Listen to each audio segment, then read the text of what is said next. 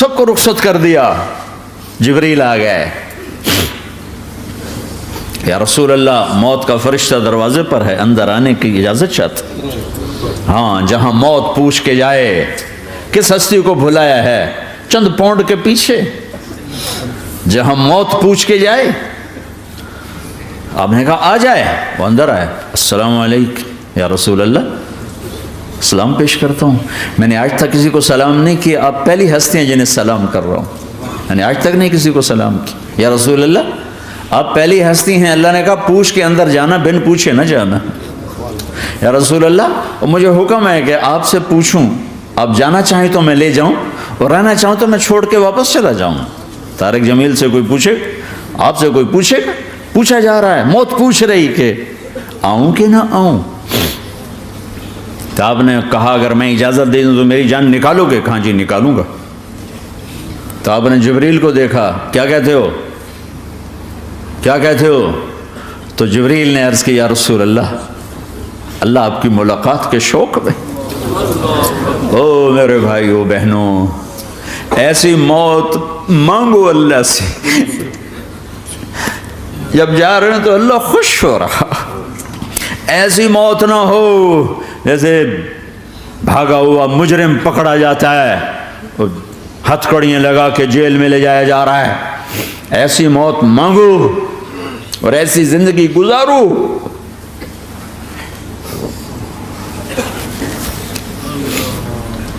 موت ہمارے لیے راحت نہیں, اللہ خوش ہو رہا. جب سعد بن معاذ کا انتقال ہوا تو آپ نے فرمایا, میرے نبی نے فرمایا, سعد بن معاذ بڑے صحابہ میں ہیں, میرے نبی نے فرمایا کہ آج اللہ کا عرش خوشی سے جھوم اٹھا ہے. چونکہ وہاں تو جا رہے ہیں نا, یہاں سے نکلنا ہے, وہاں تو پہنچنا ہے, وہاں تو خوشی ہے, یہاں غم ہے. تو آپ نے کہا, میرے نبی نے فرمایا کہ آج میرے اللہ کا عرش سعد کے پہنچنے پر خوشی میں جھوم اٹھا ہے. ایسی موت مانگو کہ اللہ کا عرش بھی خوشی سے جھومے, اللہ بھی خوش. کیا کر رہے ہو, کدھر جا رہے ہو؟ اس دھوکے کے گھر, اس مچھر کے پر, اس مکڑی کے جالے, اس دکھوں کے گھر, اس غموں کی دنیا میں کیا ڈھونڈتے ہو؟ جاؤ اللہ کو ڈھونڈو, جاؤ اس کے حبیب کو ڈھونڈو, پھر جاؤ مزے کی زندگی یہاں گزارو, مزے کی نیند قبر میں پوری کرو, اور جنت میں ہمیشہ کی راحتوں کے مالک بن جاؤ.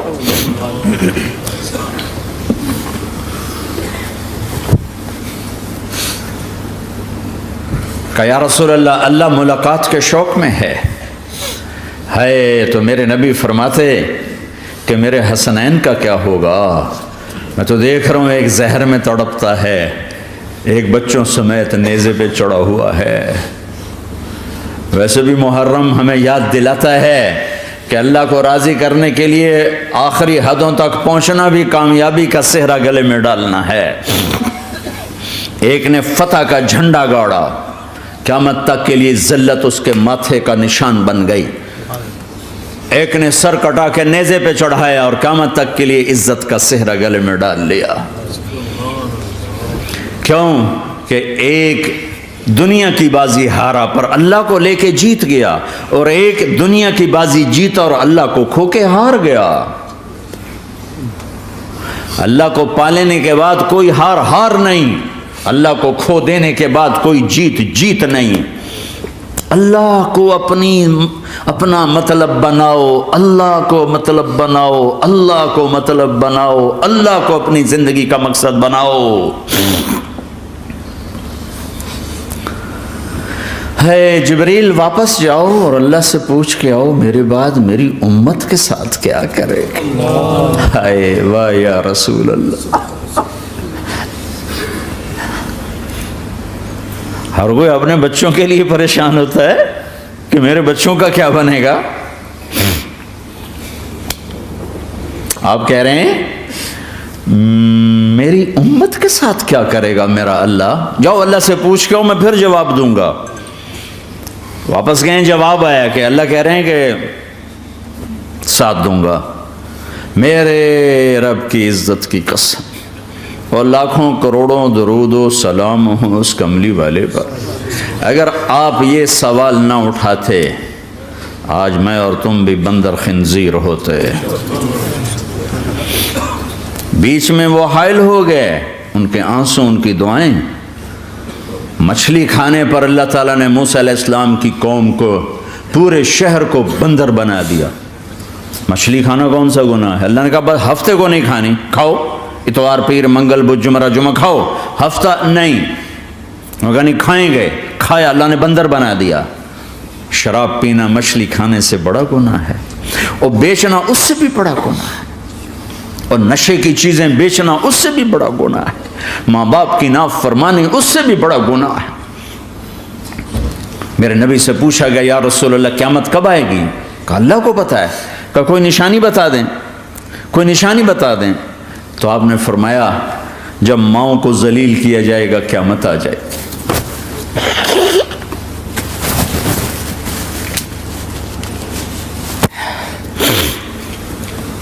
یہ تو اس کی دعائیں ہیں، بیچ میں آ کے کھڑی ہو جاتی ہیں۔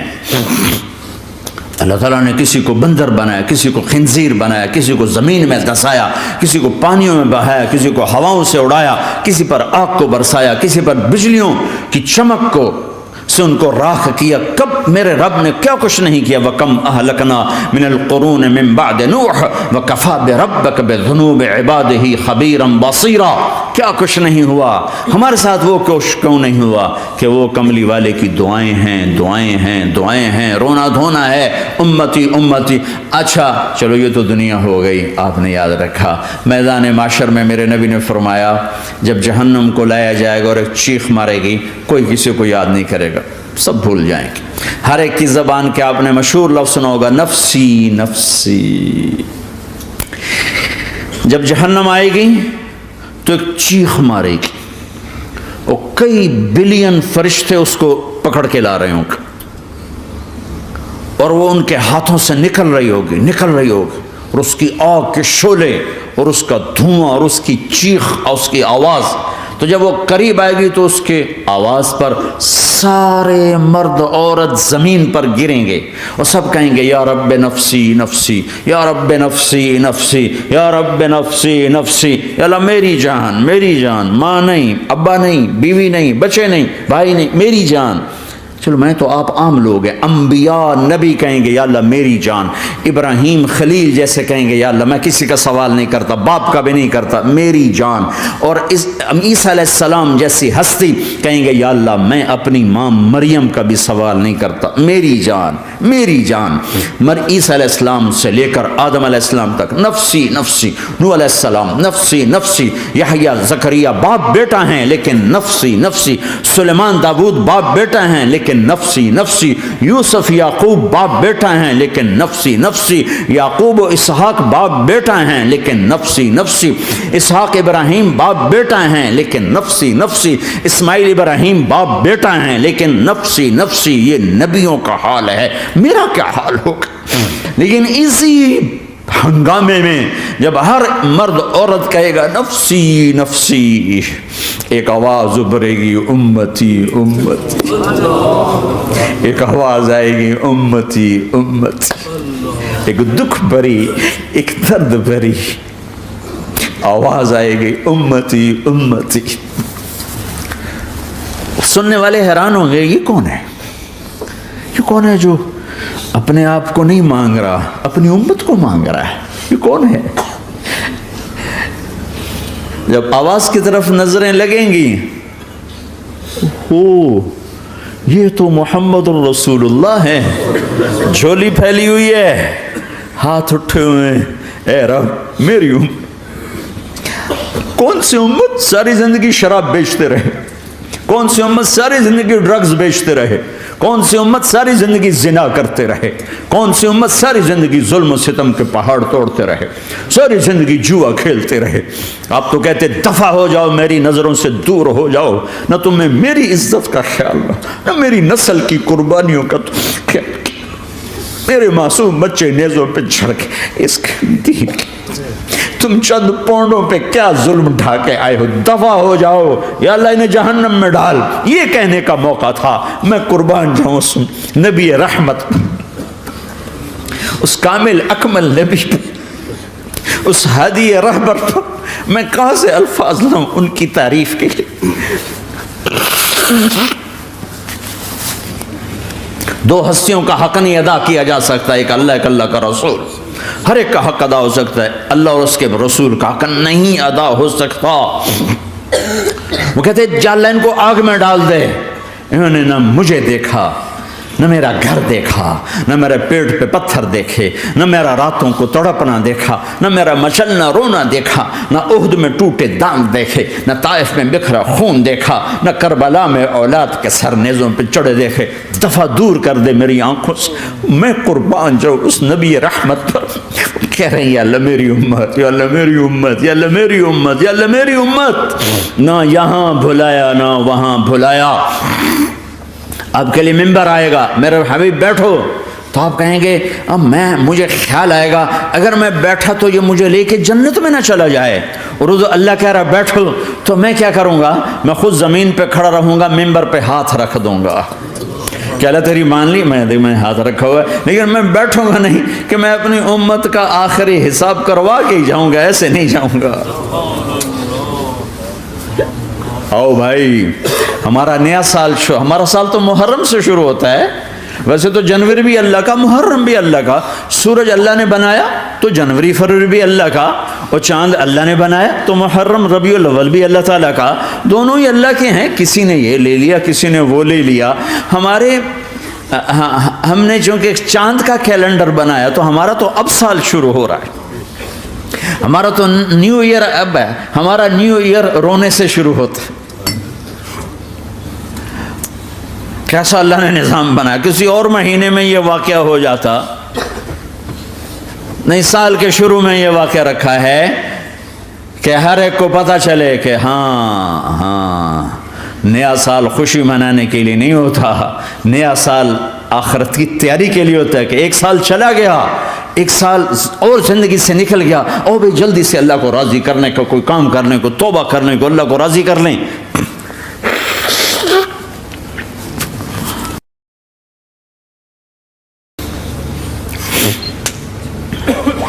لیکن آپ کیا کہہ رہے ہیں؟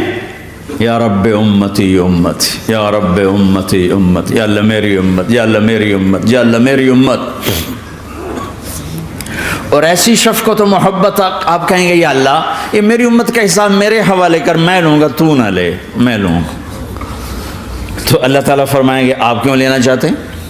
کہیں گے میں اس لیے لینا چاہتا ہوں کہ ان کے جتنے عیب ثواب ہیں نا وہ کسی کو پتہ نہ چلے، بس میرے سامنے آ جائیں تو ان کو شرمندہ نہ ہونا پڑے، تو میں قربان جاؤں۔ پھر وہ رب محمد ہے، اس نے اپنے حبیب کی لاج رکھنی ہے، وہ کہیں گے میرے محبوب اگر آپ ان کا حساب لیں گے اور آپ ان کے گناہ دیکھیں گے تو پھر ان کو آپ سے تو بڑی شرم آئے گی، نہیں میں آپ کو بھی نہیں دیتا، میں ان کا حساب پردے کے پیچھے لوں گا، کسی کو پتہ نہیں چلنے دوں گا۔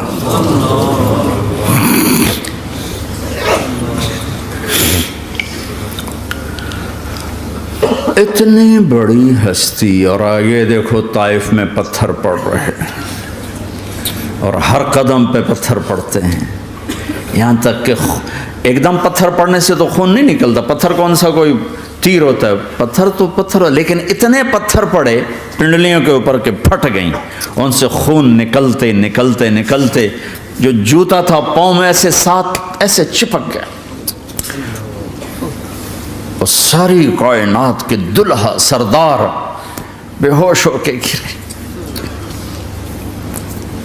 وہ آپ کے غلام زید نے، نوکر تھے، انہوں نے اٹھایا کندھے پر، بھاگے، پیچھے وہ سر پہ چڑھے ہوئے پتھر مار رہے ہیں، اور آپ جتنا بھاگ سکتے تھے بھاگے، یہاں تک کہ بے ہوش ہو کے گر گئے۔ خون زیادہ نکل گیا تو انہوں نے کندھے پہ اٹھا، دوڑ لگائی، اور آگے سامنے باغ تھا، کس کا؟ سب سے بڑے دشمن کا، مکے والا عتبہ بن ربیعہ۔ عتبہ کون ہے؟ یہ جنگ بدر میں جس کے ہاتھ میں جھنڈا تھا، اور جنگ بدر میں قریش مکہ کے لشکر کا جو چیف تھا وہ، اس کا باغ۔ لیکن زید کو کوئی پناہ نظر نہیں، وہ باغ میں گھس گئے اور اللہ کے نبی کو ایک انگور کی بیل کے نیچے لٹایا. تو جان کا دشمن عتبہ، لیکن جب اللہ کے نبی کو خون و خون دیکھا تو اس کا دل بھی پگھل کے رہ گیا. کہنے لگا ہائے ہائے، طائف والوں نے محمد کے ساتھ کیا کرتا. جس پر دشمن کو رحم آیا ہمیں اس پہ رحم نہیں آیا، ہم نے اس کے آنسوں کی کوئی قیمت نہیں لگائی. وہ اتنا ایموشنل ہوا کہ جلدی سے گیا اور پلیٹ میں انگور توڑ کے سجائے.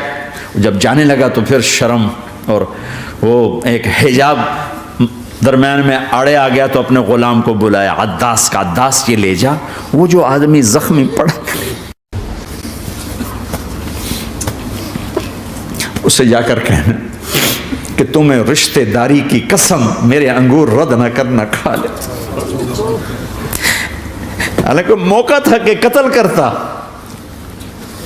ہر وقت قتل کرنے کے منصوبے بنا رہے، ابھی موقع تھا کہ قتل کرتا. ایسا حال تھا کہ قاتلوں کے بھی آنکھوں میں آنسو آ نہیں آئے تو تمہاری آنکھوں میں نہیں آئے. چند پونڈوں پہ اپنے نبی کو بیچ دیا.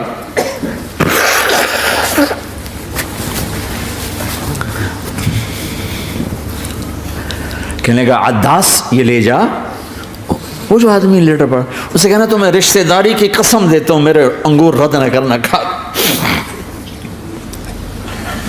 عداس آئے اور آ کر انگور پیش کیے تو اب آپ نے ایک انگور اٹھا کر بسم اللہ. تو عداس کہنے لگا یہ لفظ یہاں تو لوگ نہیں بولتے. آپ نے پوچھا تو کہاں کا ہے؟ کہا میں نینوا کا ہوں. اچھا، میرے بھائی یونس کے شہر کا، یونس علیہ السلام. وہ کہنے لگا وما ادراک ما یونس، آپ کو یونس کا کیسے پتا ہے؟ تو آپ نے فرمایا میں اللہ کا نبی ہوں، وہ بھی اللہ کا نبی تھا. تو عداس نے ایک دم آپ کے پاؤں پکڑے اور چومنا شروع کیا اور کلمہ پڑھ لیا. تو آپ کو اپنے سارے زخم بھول گئے. پھر جو آپ نے اللہ سے بات کی ہے نا، آئے ہائے ہائے ہائے ہائے، کیا اللہ پاک کے سامنے اللہم اشکو الیک ضعف قوتی وقلت حیلتی وحوانی علی الناس. اے میرے رب، آج تجھ سے گلہ نہ کروں، آج تجھ سے گلہ نہ کروں، تو نے مجھے کن کے حوالے کر دی، تو نے مجھے کن کے حوالے کر دی. الی عدو ملکتہ عمری او بعید یتجحم، ایسے دشمنوں کے حوالے تو نے کیا جنہوں نے میرا یہ حال کر دیا، تجھ سے کون سا چھپا ہوا ہے. ساتوں آسمان لرز گئے، عرش کانپ اٹھا، اور جبریل فرشتے کو لے کر ایک سیکنڈ کے کروڑویں حصے میں حاضر. یا رسول اللہ حکم فرمائیں اطبق علیہم الاخشبین، یہ دو پہاڑ اٹھاؤں گا اور یوں ایسے چکی کی طرح یوں کر دوں گا. نبی رحمت، نبی رحمت، نبی رحمت. ارے تم تو آپس میں رحمت نہیں رہے ہو، ایسی فرقہ واریت کی آگ میں جلے ہو کہ ایک دوسرے کو سلام کرنا چھوڑ گئے، ایک دوسرے کے پیچھے نمازیں پڑھنا چھوڑ گئے. اور جاؤ پاکستان میں دیکھو ایک دوسرے کے خون کے پیسے پھر رہے ہیں. یہ کون سی امت ہے؟ یہ کون سا اسلام ہے؟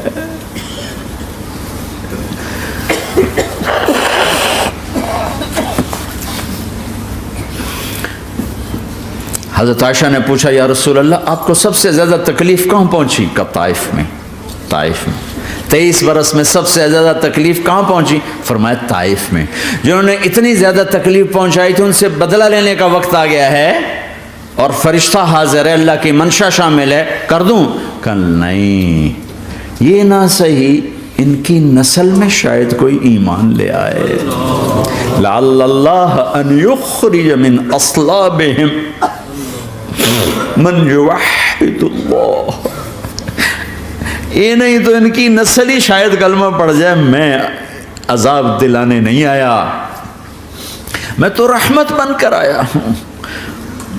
ما بعثت لعانا، میں لان تان کرنے نہیں آیا. انما بعثت رحمتا، میں تو رحمت بن کے آیا ہوں. اب ممبر پہ بیٹھنے والے لانتیں برسا رہے ہیں اپنوں پر. امت بنو، مسلمان بنو. اس دعا پر آسمان کے فرشتے روئے ہیں. ساتوں آسمان کے فرشتوں میں ہلچل مچ گئی. میرے بھائیو، یہاں کوئی آزاد نہیں ہے. موت سے لڑو، دکھاؤ. بڑھاپے سے لڑ کے دکھاؤ. غم اور دکھوں سے لڑ کے دکھاؤ. یہاں پابند بن کے چلو اس اللہ کے جس کی شہنشاہی ہے، اس اللہ کے جس نے مجھے بنایا. اس اللہ کے پابند بنو جس نے مجھے آنکھوں کا نور دیا، زبان میں بول دیا، جسم میں طاقت دی، عقل کو سمجھنے کے اوصاف دیے. اس اللہ کے پابند بن کے چلو جس نے قرآن کو اتارا، جس نے دھرتی کو بچھایا، جس نے آسمان کو اٹھایا، جو موت دینے والا ہے، جو موت کے بعد اٹھانے والا ہے. اس اللہ کے پابند بن کے چلو جو میرے جسم کو چورا چورا کرنے والا ہے، میری ہڈیوں کو ریت کی طرح ذرہ ذرہ کرنے والا ہے.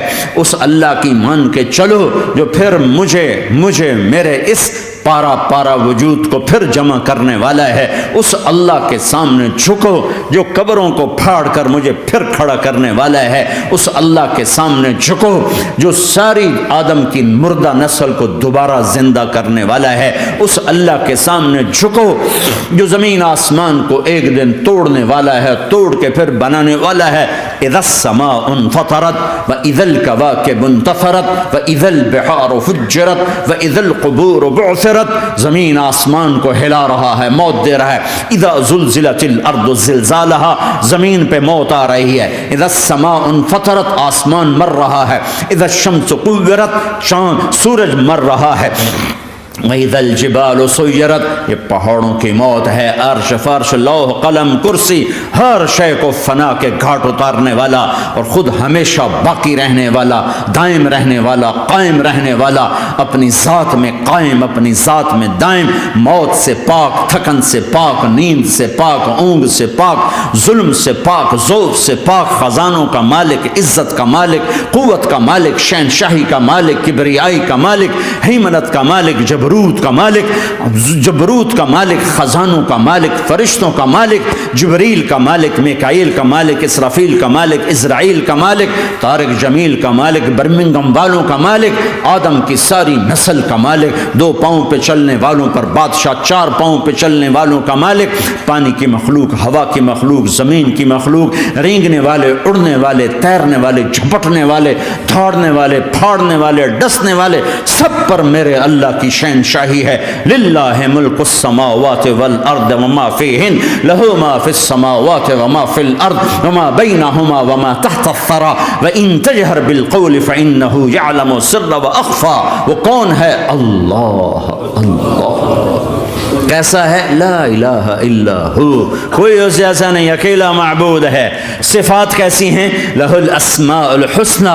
کیا صفات ہیں؟ الرحمن الرحیم، الملک القدوس، السلام المؤمن، المہیمن العزیز الجبار المتکبر، الخالق الباری المصور الغفار القہار الوہاب، الرزاق الفتاح العلیم القابض الباسط الخافض الرافع، المعز المذل السمیع البصیر الحکم العدل اللطیف الخبیر الحلیم العظیم الغفور الشکور العلی الکبیر الحسیب المقیت الجلیل الکریم الرقیب المجیب الواسع المجید الحق الوکیل القوی المتین الولی الحمید المحصی الودود المبدی المعید المحیی الممیت الواجد الماجد الواحد الاحد الصمد القادر المقتدر المقدم المؤخر الاول الاخر الظاهر الباطن الوالي المتعال البر التضاب المنتقم العفو الرؤوف مالك الملك ذو الجلال والإكرام المقسط الجامع الغني المغني المانع الضار النافع النور الهادي البديع الباقي الوارث الرشيد الصبور جل جلاله ذلكم الله ربكم الحق. یہ ہے تمہارا اللہ.